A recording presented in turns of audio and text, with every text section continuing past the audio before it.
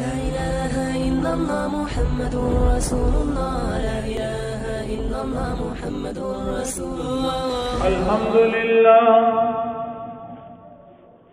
الحمد لله الفتاح المنان ذي الطول والفضل والإحسان الذي من علينا بالإيمان وفضل ديننا على سائر الأديان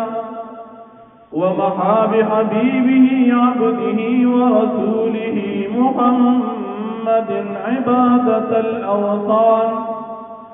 وخصه بالمعجزة والسنن المستمرة على تعاقب الأزمان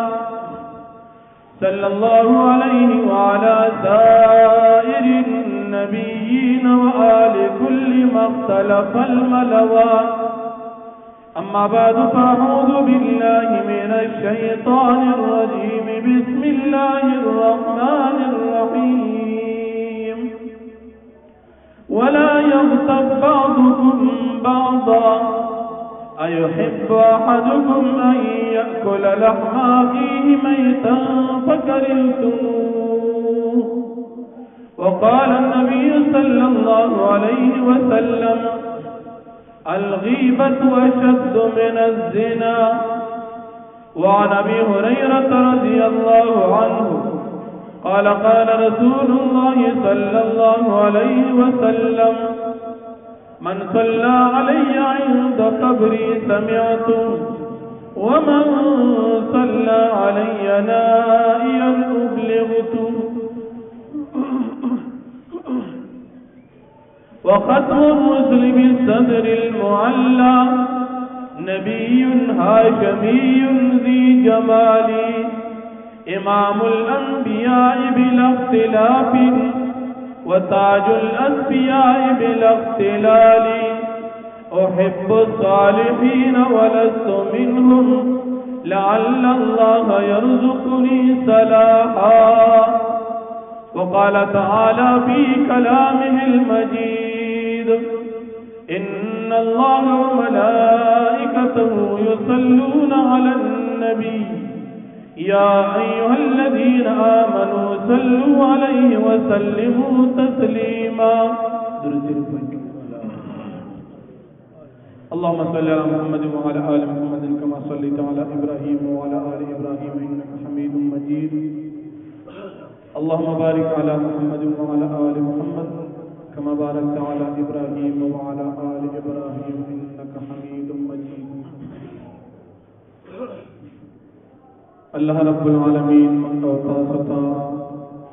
بہترین دین اسلام را نصیب کرے گی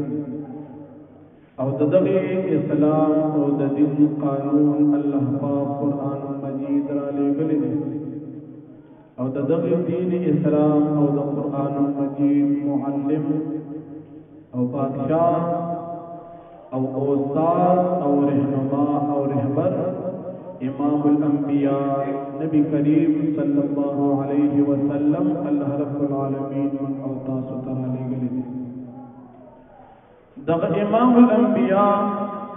تر د قیامت دورد پوری اخیرنی پیغمبر دی او دن رسو بل پیغمبر نرازی د پیغمبرانو چکما سلسلہ و اغر سلسلہ زمان استاسو پا پیغمبر باندې ختم شو. عقیدہ دا ختم نبوت اگر زمان استاس دا ایمان بنیادی عقیدہ دا چی نبوت ختم شوی دی حضرت محمد صلی اللہ علیہ وسلم چی زمان استاس کم پیغمبر دی فاغبان دا نبوت ختم شوی دی. اس دا پیغمبر دا ختم نبوت دا عقیدین بعد دا مسلمان ایمان بداوی چې د دن رسو تر د قیامت د ورځې پورې بل هیڅ قسم پیغمبر راتلو والا نشته او دې پیغمبر ته چې الله رب العالمین کم دین ورکړی دی نو دا دین د قیامت د ورځې پورې اخیرنی دین دی د دین رسو بل دین راتلو والا هم نشته. او دی پیغمبر ته چې کوم کتاب الله پاک ورکړی دی نو دا اخیرنی کتاب دی د دې کتاب وروسته بل کتاب هم راتلو ولن نشته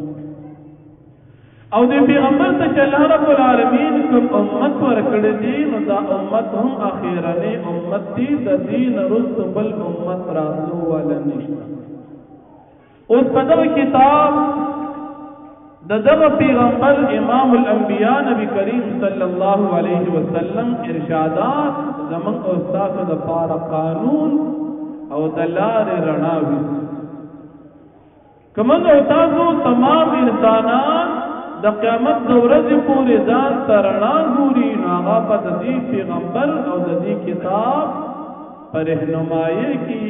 هغه رڼا حاصلې اوس کله دې کتاب او دې پیغمبر نه علاوه تو کرنا ګوري دا به د انسان غلطي او ناپوهي وي ځکه د دین علاوه بل رڼا نشته د الله رب العالمین د طرفنا دین کامل شو تر د قیامت د ورځې پورې څومره سکیږي د دې ټولو حل هغه په دین اسلام کې موجود دي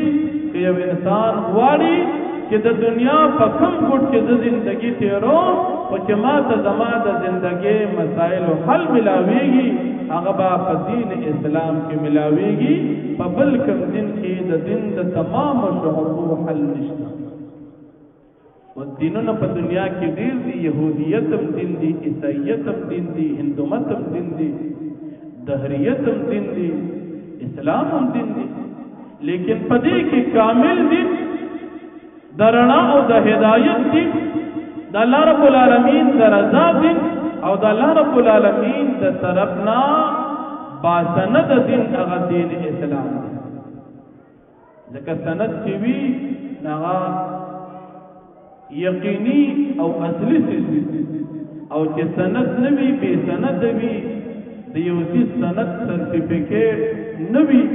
دغه به سند جعلی او نقلی حسابي زمونږ استاد د دین سند تا الله فرمایلی دي چې زما په نسبت وخت دین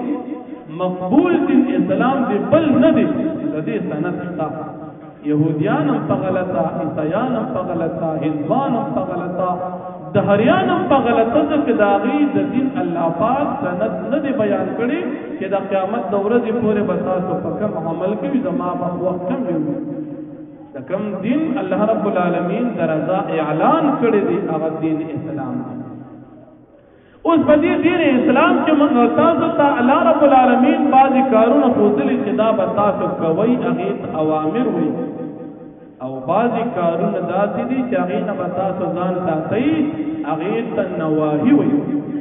اوس د اوامر پر خوذل هم ګناه او د نواهی کول دا هم ګناه ده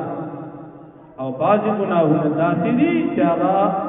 غټ گناهونه دي نو د دې غټو گناهونو د وجه نه انسان ته فاسق فاجر ویل کېږي مستحق د عذاب د جهنم په مسلمان جوړيږي اگر چې دین اسلام دی انسان قبول کړی دی او د ګناه کبایر نه بازار ساتل هم په دې مسلمان باندې لازم او ضروری وي داغي تفصیل د سوق نه زموږ او تاسو را روان دي گناہ کبائر و تاسو تسمح کے بیان شوی دی لکه د رشوت متعلق د سود متعلق نن به ان شاء الله منګو تاسو په دغه گناہ کبائر کې یو بل کبیره گناہ هم ذکر کو چې د دین موږ مسلمانان ځان خبر کو او ځان ته نه اوساتو اته چې آخرت کې موږ د ایمان سره په جهنم کې پراته یو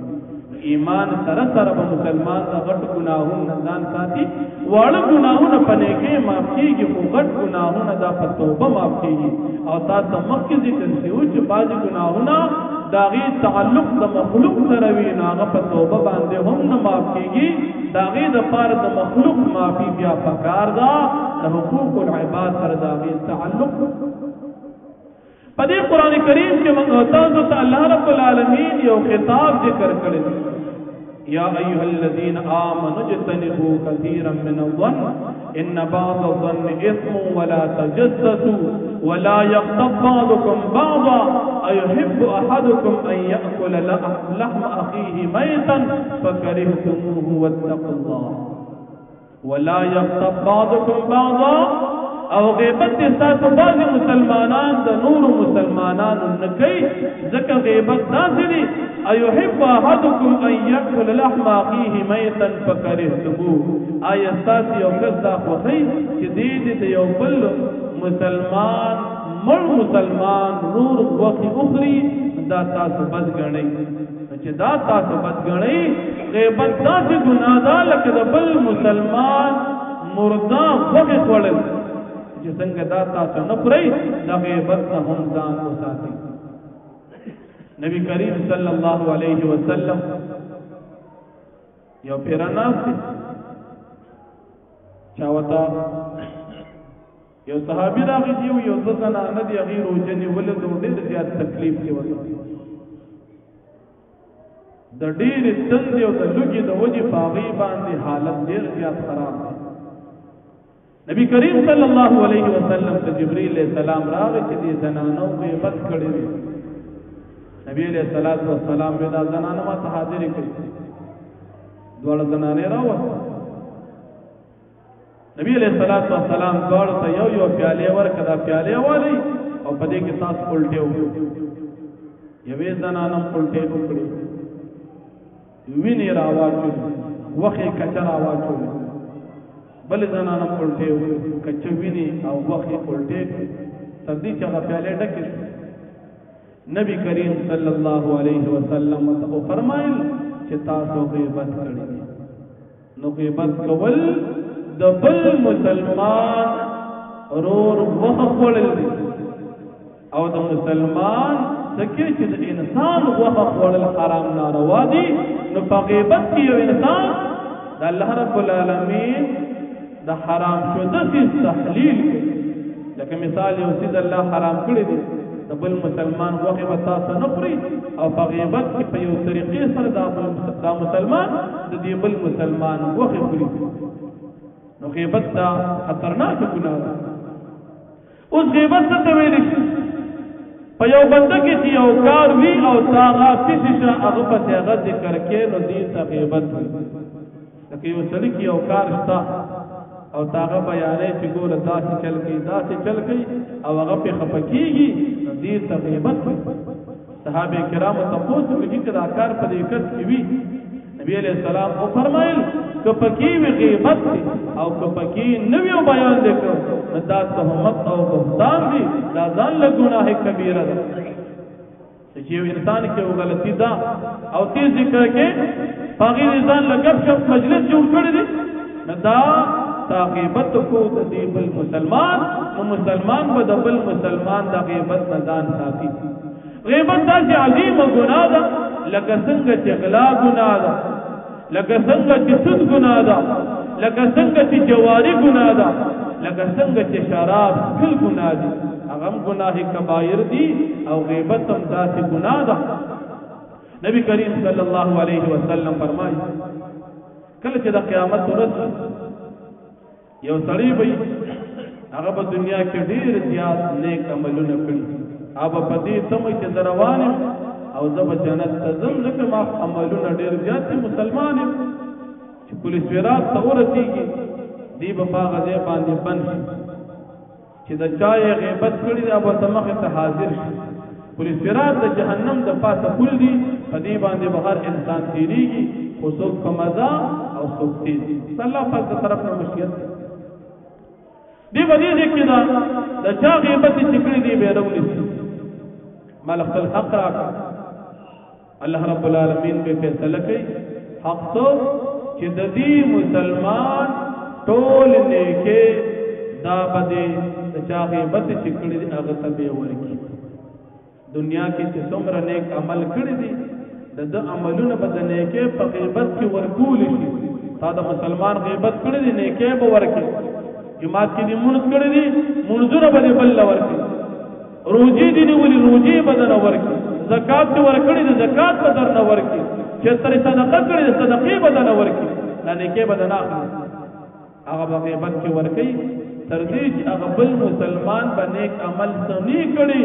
خود دې مسلمان د دې نیک عملونو د واجبہ د بل مسلمان د عمل نامه ډکشي او دا چې کوم یو نیک عمل کړی دی د عمل نامه په څه شفاعت شي. نبی علیہ الصلوۃ والسلام فرمایي وی غیبت کې د انسان نیک عملونه ختمي. بیا تشریح کړی چې نیک عمل داسې ختمي ته په دې سمې چې دنیا کې هم ډېر نیک عمل کړی دي بابا د غیبت کې تاسو.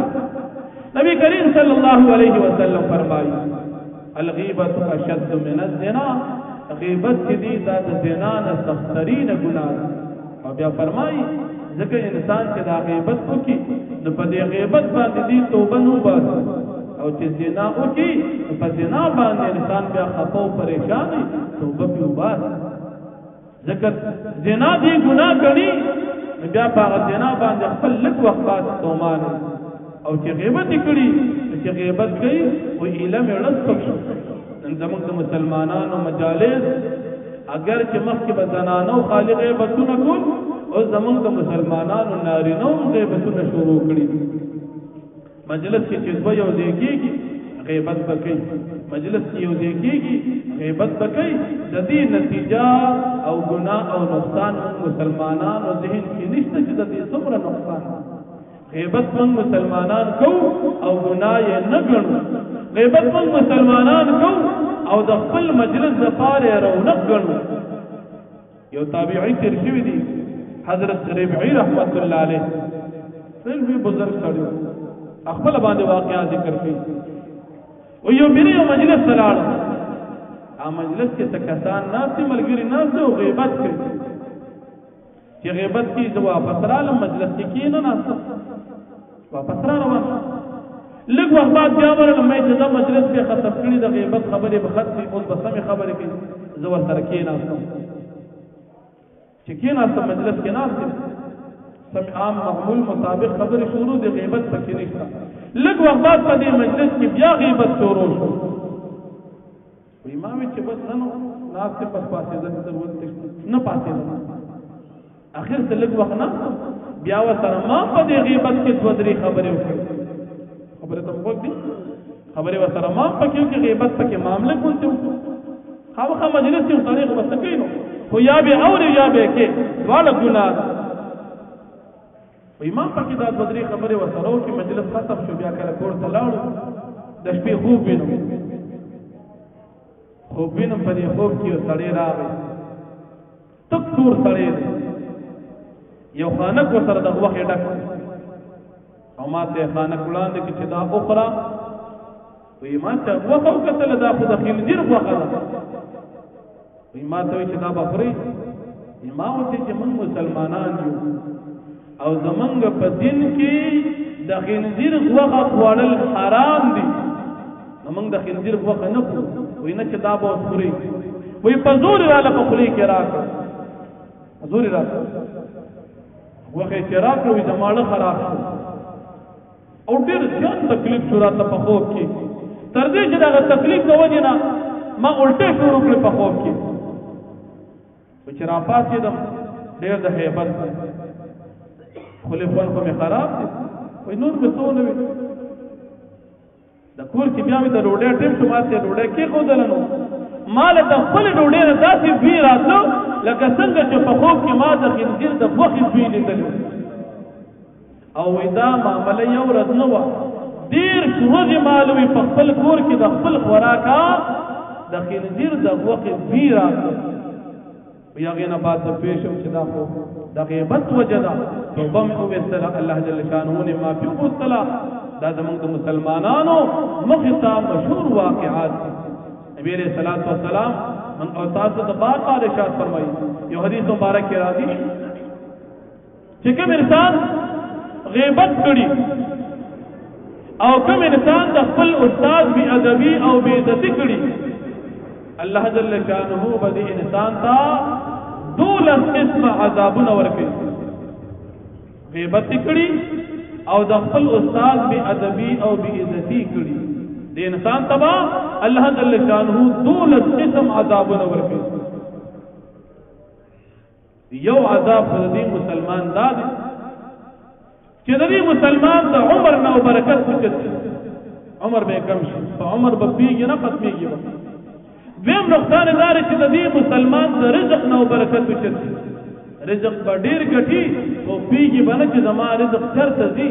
ګټم ډیر او په لګولې نه پیږم چې میاش نادي سره پاتې دي رزق نو برکت وچی او دریم د دې کوم استاد به ادبي به عزتي چې کړی دا د دنه چې څومره ذکر کړی هغه ټول به هیر شي چې ذکرې ټول به هیر شي تر دې چې تاسو مونږ ذکرې هغه مونږ هم د هیر شي او دین سانته الله پاک د توبې توفیق نو ورکړي او په وخت ځان کده کې به کلمه د شهادت نه نصیب کیږي او چې کله مړ کیږي نو دا انسان به بی ایمان مړ کیږي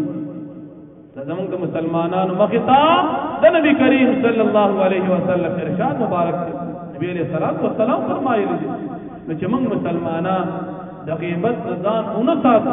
خپل مجالس د غیبت نه پاک نکو د غیبت د اوریدو د کول نه ځان بچ نکو نو په آخرت کې بدلوي تاوان سره مخ نبی علیہ الصلوۃ والسلام من او تاسو ته بار بار د غیبت متعلق ذکر کړی اوس موږ او تاسو په مجالس کې ناس تکو حکیم الامت شفلی ثانوی رحمت الله علیه د غیبت نه د بچ کېدو یو بهترین نسخه خودلې ده وایي که یو سړی وي چې زری د غیبت نه بچ هغه د تنهایی اختیار کړي چا سره د کینی نه هغه چا سره کینا چې کم از کم هغه مجلس د نیکانو خلق وي او باغی کې غیبت نه کیږي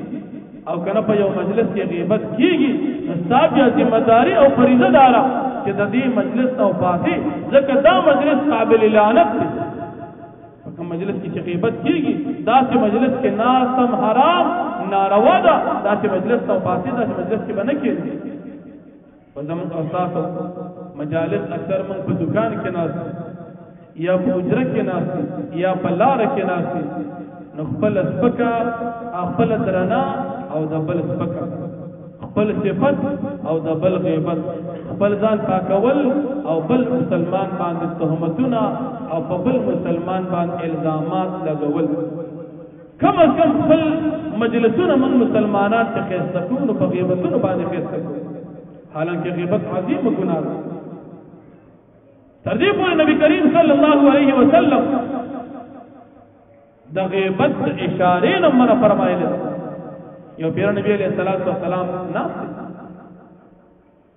ام المؤمنین حضرت عائشہ صدیقہ رضی اللہ عنہا ورسره ناس زمونږ د مسلمانانو مور ده د نبی علیہ الصلوۃ والسلام بیبی ده مجلس کې ناس خبره شروع ده د نبی علیہ السلام بیبی ام المؤمنین حضرت صفیہ رضی اللہ عنہا هغه د اون نه ټیټه و ډېر اوچته نه و اون نه مجلس کی خبر شروع دی داغی تذکرہ پکرالا ام المؤمنین حضرت عائشہ صدیقہ رضی اللہ عنہا او فرمائل فلا سر اشارہ وکړه چې غټیټه یادې نبی علیہ الصلوۃ والسلام ته وایي چې تا غټیټه یادې په خلی سره نه وي فلا سر اشاره وکړه نبی علیہ الصلوۃ والسلام ډیر ځات پښه وایي تا چې دا خبره وکړه د دې خبرې څومره بد وی دي که د دې هغه سزا او د دې هغه زهر او بوی په یو سمندر کې واچي دا هغه سمندر اوبه هغه به څومره ترخي بدبویداره شي ټول سمندر به د هغې د وجې نه بدبوداره او زهریله شي غیبت کول دومره زیات په لاس باندې اشارې دومره نبي علیه الصلوۃ والسلام خفه شو اوس که یو مسلمان د بل مسلمان غیبت کوي د احساس نه کېږي ځکه دی مسلمان طبیعت په ګناهونو سره عادت چې مسلمان کله ګناه کوي دی مسلمان ته د رحمت فرښتې بد دعا کوي دا څه کې چې ګناهونه کوي اوس که یو مسلمان دی ګناهونه کوي او د احساس نه کېږي چې زما دا ګناه زه کوم دا ولې کوم دا زموږ د مسلمانانو ضمیر ودري یو پیر حضرت حسن بصری رحمت الله علیه هغه ته چا خبر ورکړي چې پلانې ستا غیبت کوي حسن بصری رحمت الله علیه ځان سره شاګردان کر راځي کجوري راوغېستې لاړ چې غیبت کو وخت کجوري کې خو د اسلام تاسو سره وروړي په سباره کې وروړي وای تا ما سره احسان کړی تا ما سره پرون احسان کړی دی دا احسان بدل درکو کجوري درکو ما تاسو کله احسان کړی ما پتا سره څه ښېګړه څه خیر او نیکی نه ده کړې وایي تا پرون زما غیبت کړی دی نو تا خپل نیکی را کړي زما عملنامې له نو ما د هغې بدله درکړې چې دا کجوري واخله تا ما سره ښېګړه کړې ده غیبت کول خپل نیکی بل مسلمان له ورکول حسن بصري رحمت الله علیه چې کله دا کجوري وړاندې کړي او هغه سړي ته دا حالت بیان کړ سړي فورا توبه وویستله معافي راته وکړه پرې شوی نه یم آینده دپاره به ستا غیبت نه کوم نو غیبت کول خپل نیکی راغستل دي او بل مسلمان له ورکول دي نن زموږ د مسلمانانو حال کوم دی زموږ د مسلمانانو داسې محفل د جومات او د مدرسې نه تقریبا بالکل نه وي چې هغې کې غیبت نه کېږي نارینه هم کوي زنانه هم کوي غیبت خو عام حالانکه نبی علیہ السلام فرمایي غیبت کول داسې دي چې مسلمان د بل مسلمان ورور غوښه خوري یو سړی د بل مسلمان غوښه خوري مړی که نه خوري یو مسلمان ته د زمري ظلم ورکړه خو هغه د بل مسلمان غوښه خوړل ته تیار نه دی کړی او په غیبت کې دا خوړل یو ګناه کبیره ده لویه ګناه ده بل سړی د ایمان نه محرومېږي بل سړی سره توبې توفیق نه ملاوي بل سړی ته د نیکۍ توفیق نه ملاوي او بل سړی ته آخرت کې ډېر نقصان ملاوي نبی کریم صلی الله علیه وسلم فرمایي وای د معراج په شپه کې زه په خلکو باندې تیرېدم حضرت انس رضی الله عنه د حدیث راوي دي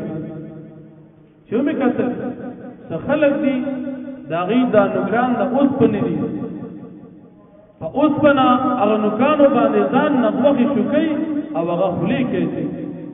خپلې غوښې شوکوي او په خولې کېږي وایي ما د جبریل علیه السلام نه تپوس کړي چې دا کم خلک دي وایي دا مسلمانان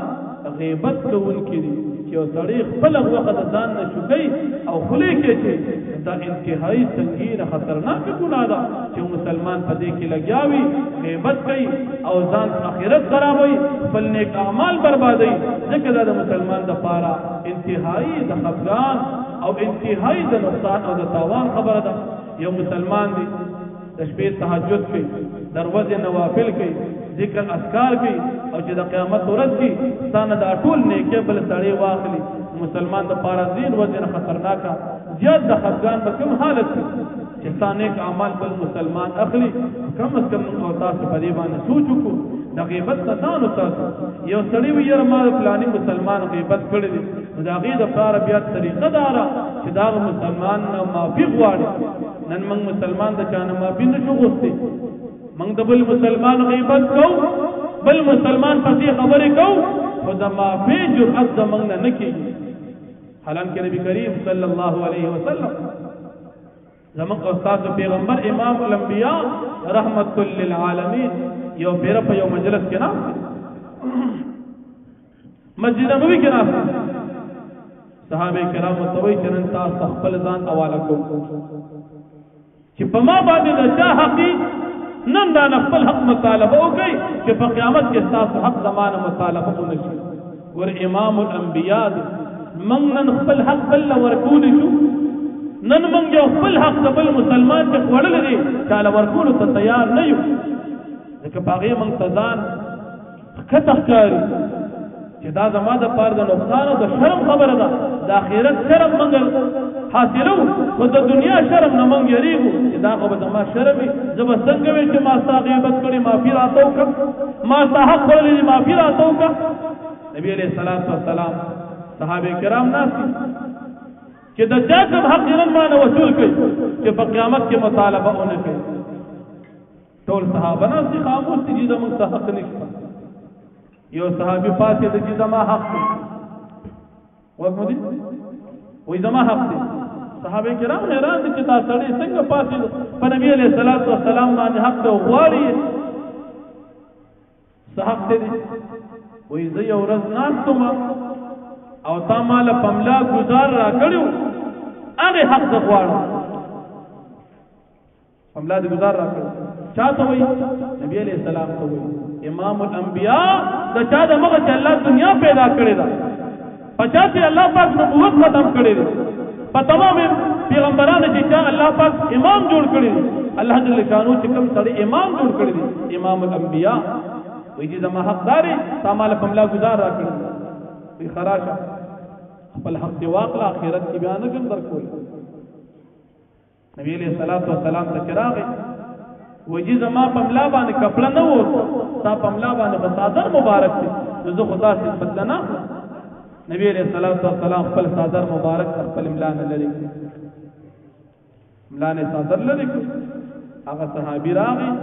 نبی علیہ الصلوۃ والسلام د اولو په منځ کې د نبوت کوم اور هغه خپل وای زما مقصد دانو چې تا نه بدل واغله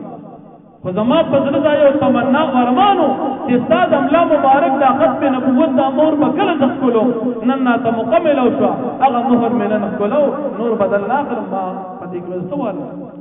دا زمنګ د پیغمبر علیه الصلاۃ والسلام طریقه وا نن موږ مسلمان په بل مسلمان ظلم وکړو موږ ته دام نشویل چرورا غلطی را نه شما پیرا تو ویل شو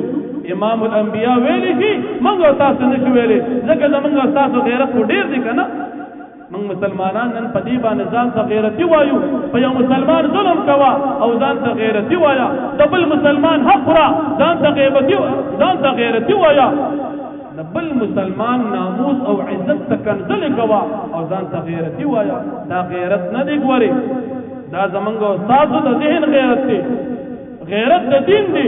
غیرت دار چې تاسو سره زیاتی او کاغه نه معافي وغواړه په دې کې څه دي